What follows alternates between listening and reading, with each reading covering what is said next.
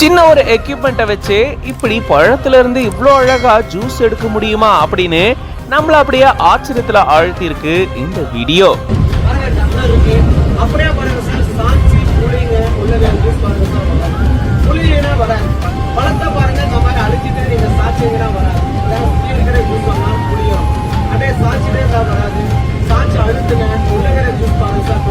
ஆஹா, இந்த டெக்னிக் நல்லா இருக்கே அப்படின்ற மாதிரி தான் இதை பார்க்கும்போது நமக்கு தோணும். சச்சின் கேவி அப்படின்ற பேஜ்ல இருந்து இந்த வீடியோவை ஷேர் பண்ணியிருக்காங்க. ட்ரெயின்ல போயிட்டு இருக்கும்போது பல பேர் பல வகையான ப்ராடக்ட்ஸை சேல் பண்றதை நம்ம பார்த்துருந்துருப்போம்.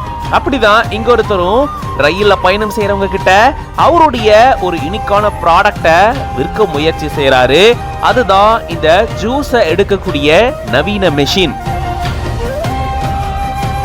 ஒரு சின்ன இரும்பு மாதிரியான ஒரு பொருள் தான். அதை அப்படியே பழத்துக்குள்ள அழுத்திட்டு அதுக்கப்புறமா பழத்தை அழுத்தும் பொழுது அதுல இருந்து அப்படியே சூப்பரா ஜூஸ் வெளியே வருது.